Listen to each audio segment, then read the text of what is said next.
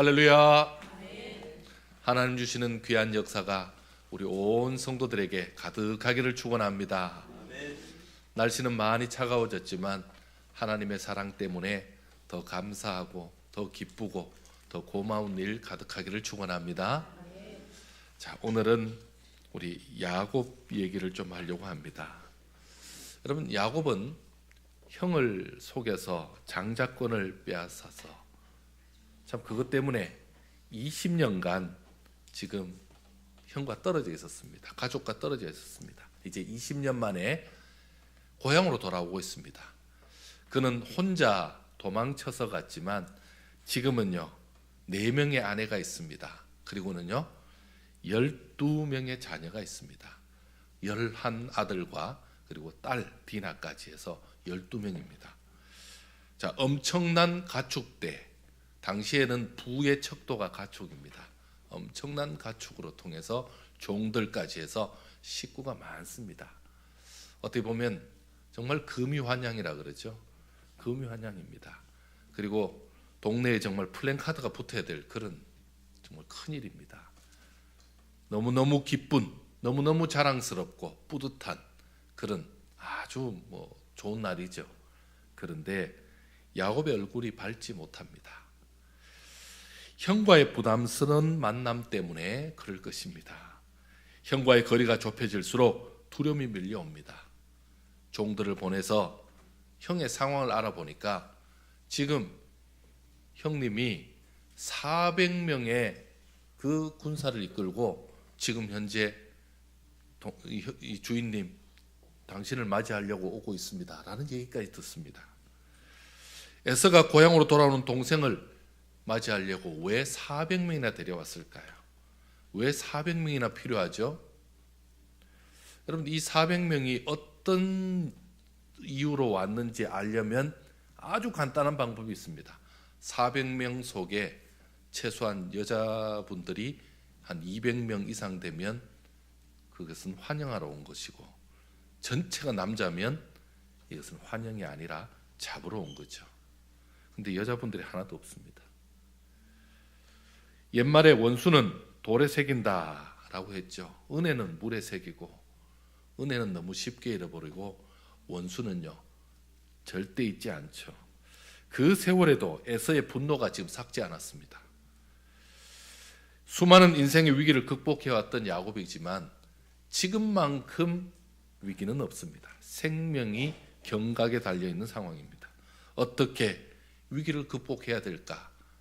그동안 야곱이 살아온 방식대로 어떻게 이 위기를 극복할까?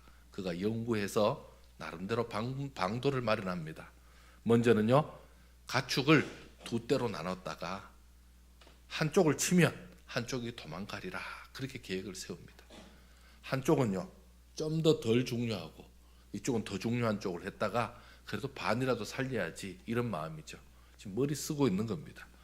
또 하나는요 형의 마음을 누그러뜨리려고 계속해서 예물을 보냅니다. 아주 값진 예물을 계속 보냅니다. 사람이 견물생심이라 물건 보면 마음이 누그러뜨릴 것 같아서 가축대도 보내고 그리고 예물도 계속 보냅니다. 그것도 한꺼번에 안 보내고 계속 보냅니다. 종들과 아내들을 먼저 보내고 자식들을 먼저 보내고 그리고는요 자신은 제일 뒤에 남습니다. 어떻게 해요? 앞에 종들이 잡히거나 아내가 잡히거나 그리고 자식들이 잡혀도 자기는 살려고 해요. 또 반대로 얘기하면 그래도 본인이 아니니까 앞에 있는 아내와 자식들 그래도 조카들인데 해야긴 하겠습니까? 그런 의도로 먼저 형의 마음이 어떤지를 모르니까 지금 그렇게 하고 있습니다. 그리고는요 이제 다 야복강 건너로 보내고 혼자 남았습니다.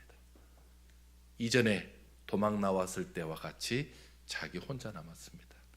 20년이 지나서 이제 나이가 많이 됐는데도 이제는 노년기인데도 그는 혼자가 되었습니다. 외롭고 적막한 밤입니다. 두려움과 답답함과 앞날 생각하니까 참 힘듭니다. 왜요? 앞에 간 사람들은 소식도 없고 어떻게 된지도 내용도 모르고 더 이상 방법이 없습니다. 그때 누군가 야곱에게 씨름을 겁니다. 야곱이 누구죠? 타고난 싸움꾼입니다. 한 번도 져본 적이 없는 그야말로 싸움만큼은 전문가입니다. 야곱은 상대가 혹시라도 이 에서 형이 보낸, 자기를 해하려고 보낸 사람이라 그렇게 생각했는지 당할 수 없어서 필사적으로 싸우고 있습니다. 그렇게 밤새도록 엎치락 뒤치락 하고 있습니다. 한치 양보도 없는 그 싸움을 하는 동안 어둠은 물러가고 벌써 새벽이 되었습니다.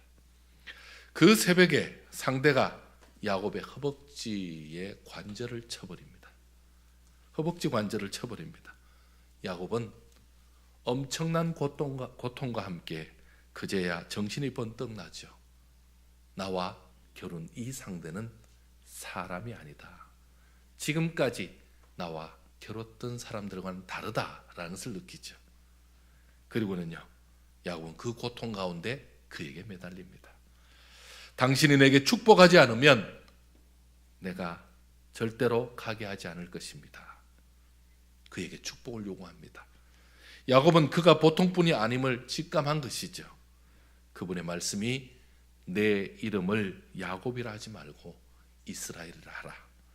이는 내가 하나님과 사람들로 더불어 겨루어 이기었음이라 라고 말씀하십니다.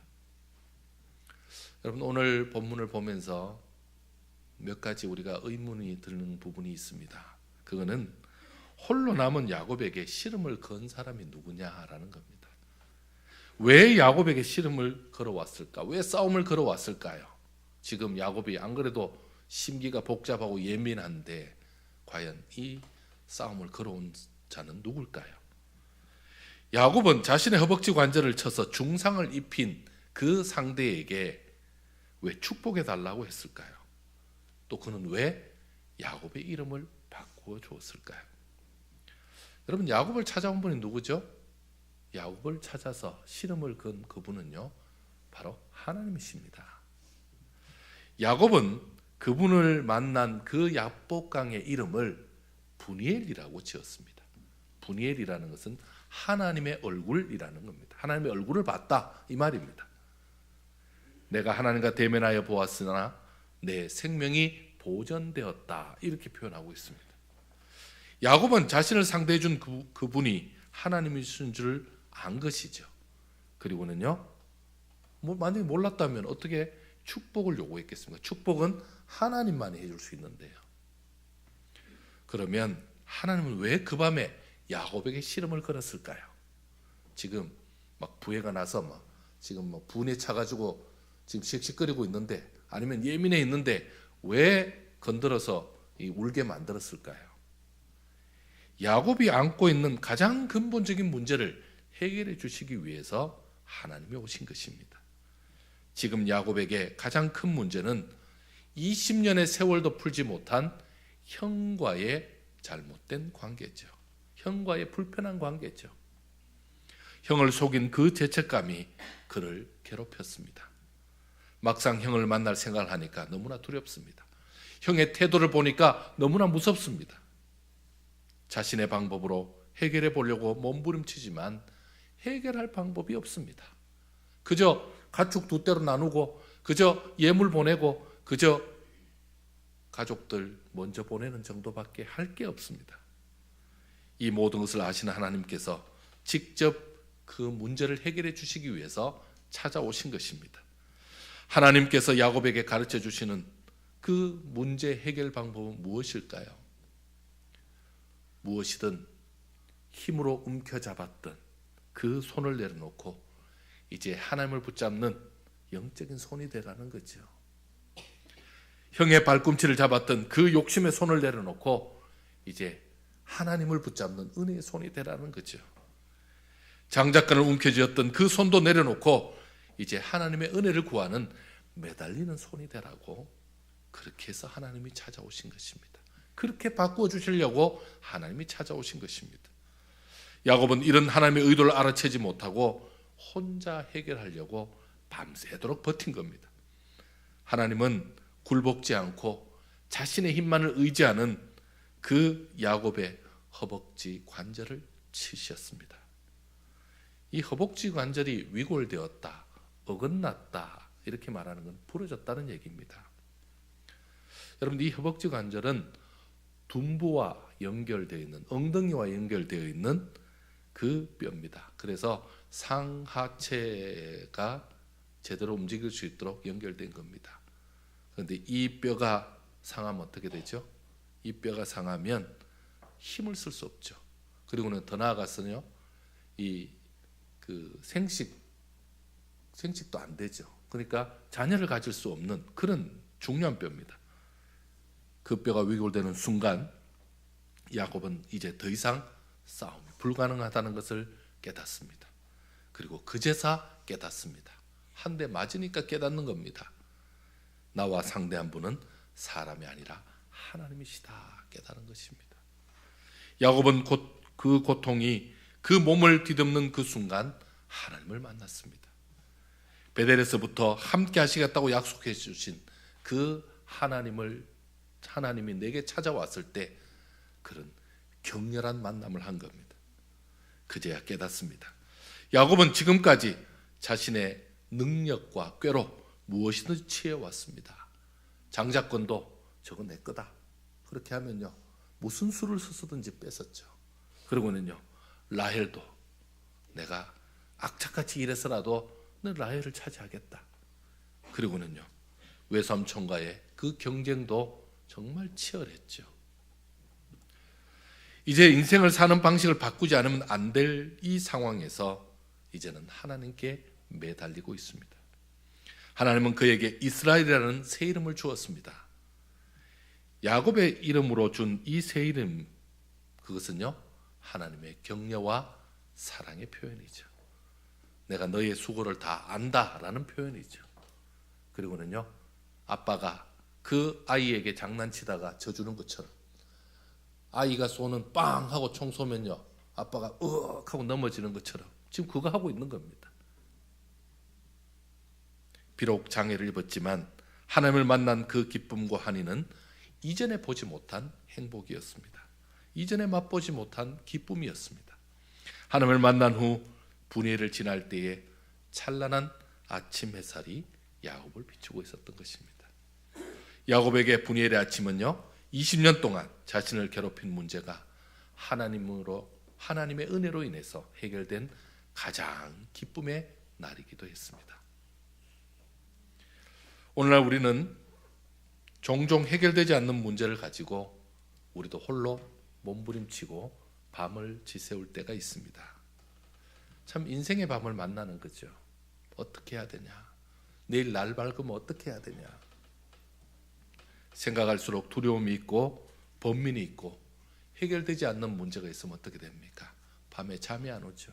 그리고는요, 그냥 그 밤을 그냥 홀딱 새는 경우가 있습니다. 더 큰 문제는 그렇게 내 힘으로 해결하려고 연구하고 생각하고 밤잠을 안 자고 생각해도 몸부림치면 몸부림칠수록 해결해 보려고 애쓰면 애쓸수록 오히려 더 문제가 꼬인다는 데 있습니다. 해결이 안 되는 거죠. 과연 세월이 더 가면 지금 그 꼬인 문제가 잘 해결될까요? 세월이 더 지나면 이게 그냥 자연스럽게 다 뭐 아무것도 아닌 것처럼 풀어질까요? 과연 우리는 내 인생의 문제에서 언제 인생의 아침을 맞이할 수 있습니까? 여러분, 분이엘의 아침이라는 것은 우연히 저절로 오는 것이 아닙니다. 그렇다면요, 야곱이 어떻게 이 해결의 경험을 했을까요? 여러분, 먼저 야곱이 언제 문제가 해결됐죠? 야곱이 힘이 빠졌을 때 해결이 됐습니다. 우리가 이전 성경에는 환도뼈라 그러죠. 그 뼈를 쳤을 때에, 그래서 힘을 쓰지 못한 그때에 해결되었습니다. 먼저 내 힘을 빼야 됩니다. 여러분, 생존 수영 잘 아시죠? 생존 수영은 바다에서 계속 헤엄칠 수 없습니다. 힘이 없어서. 그러면요, 바다에 그냥 가만히 있는 겁니다. 가만히 있는 것은요, 가만히 어떻게 있겠습니까? 힘 다 빼고 그냥 뒤로 눕는 겁니다. 뒤로 눕는 겁니다. 조심해야 됩니다. 입은 벌리면 안 됩니다. 여러분 파도가 치니까요. 그냥 누워서 눈 감는 겁니다. 눈도 따가우니까요. 여러분 실제로 이 생존 수영은 자신이 없어서 잘 못합니다. 왜? 내가 힘을 빼면 가라앉을 것 같아서. 여러분 가라앉지 않습니다. 제가 여러 번 해봤습니다. 가라앉지 않습니다. 좋은 사업장이 있으면 아니면요 내가 육체가 건강하면 그러면 이게 해결될까요? 여러분 건강한 사람이 더 위험하답니다. 날씨 추울 때는 날씨 춥고 갑자기 기온이 떨어질 때 건강하지 않는 사람도 어떻게 합니까? 완전 무장을 하죠. 근데 건강한 사람들은 나는 상관없어. 이 추위가 무슨 추위야. 이러는 사람들이 위험하답니다. 여러분 이게 지금 현재 내가 가지고 있는 것이 힘인 것 같고 내가 가지고 있는 것이 무슨 능력인 것 같지만 결정적인 순간엔 그게 힘이 되지 못한다는 사실을 알아야 합니다. 어떻게 해야 됩니까? 붙들고 매달릴 분은 한 분밖에 없습니다. 누구십니까? 하나님이십니다. 사람 붙들고 사람에게 매달려서 해결될 수 있는 일이 아닙니다. 하나님뿐입니다.